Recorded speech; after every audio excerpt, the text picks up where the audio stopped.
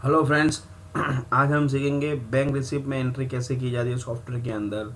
Right side मेनू के अंदर bank receipt का एक ऑप्शन दिया है, वहाँ पे क्लिक करके आप बैंक रिसिप्ट ओपन कर सकते हो और ट्रांजेक्शन में जाके भी आप बैंक रिसिप्ट ओपन कर सकते हो। मगर बैंक रिसिप्ट क्या होती है? तो बैंक रिसिप्ट यानी आप जो भी सेल्स करते हो उसके सामने आपका जो भी पेमेंट चेक थ्रू आता है या ऑनलाइन आता है तो उसका एंट्री बैंक रिसिप्ट में करना पड़ता है। तो बैंक रिसिप्ट डा में एंट्री करने के लिए सबसे पहले अकाउंट मास्टर में जाके आपको बैंक क्रिएट करनी पड़ती है। जैसे कि मैंने यहाँ पे दो बैंक क्रिएट की हुई, एक HDFC और ICICI। तो HDFC बैंक जब भी मैं यहाँ पे डालता हूँ उसका अंडर ग्रुप आएगा बैंक अकाउंट्स। ठीक है, वो कैसे सिलेक्ट कर दे तो मैं आपको दिखाता हूँ। यहाँ पे बैंक अकाउंट्स में निकाल कर दिखाता हूँ। यहाँ पे वो सिलेक्ट करना है, उसका कैटेगरी सिलेक्ट करना है और उसको सेव करना है।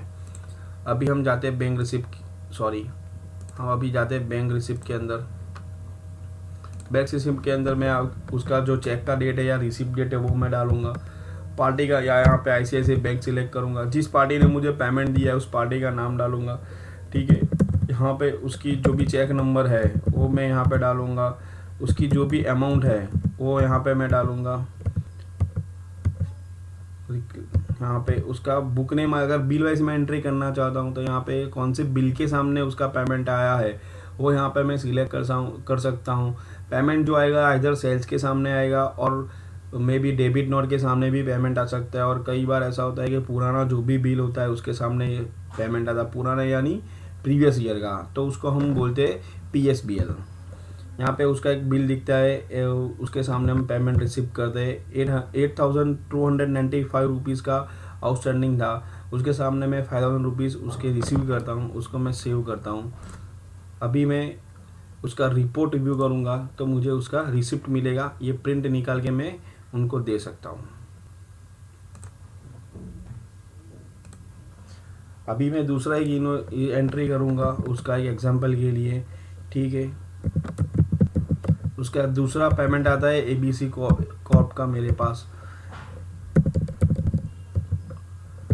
2,000 रुपीज़ का।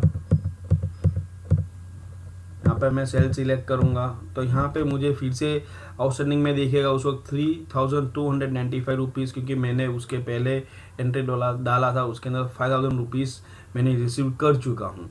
तो यहाँ पे मुझे 3,295 रुपीज़ आउटस्टैंडिंग में दिखते हैं। उसके सामने मुझे 2,000 रुपीज़ यहाँ पे मैं रिसीव करता हूँ, उसको मैं सेव करता हूँ। मैं एक ही चेक के अंदर मल्टीपल इनवॉइस की भी एंट्री रिसीव कर सकता हूँ। कई बार बड़ा पेमेंट आता है किसी का और उसका 5 बिल आउटस्टैंडिंग में है तो 5 बिल के सामने मैं एक ही पेमेंट को एडजस्ट कर सकता हूँ, उसका रिपोर्ट भी निकाल सकता हूँ। फाइंड करके अगर मुझे कुछ भी सर्च करना है तो पार्टी के नाम से भी सर्च कर सकता हूँ, चेक नंबर से भी सर्च करता हूँ, अमाउंट से भी मैं सर्च कर सकता हूँ।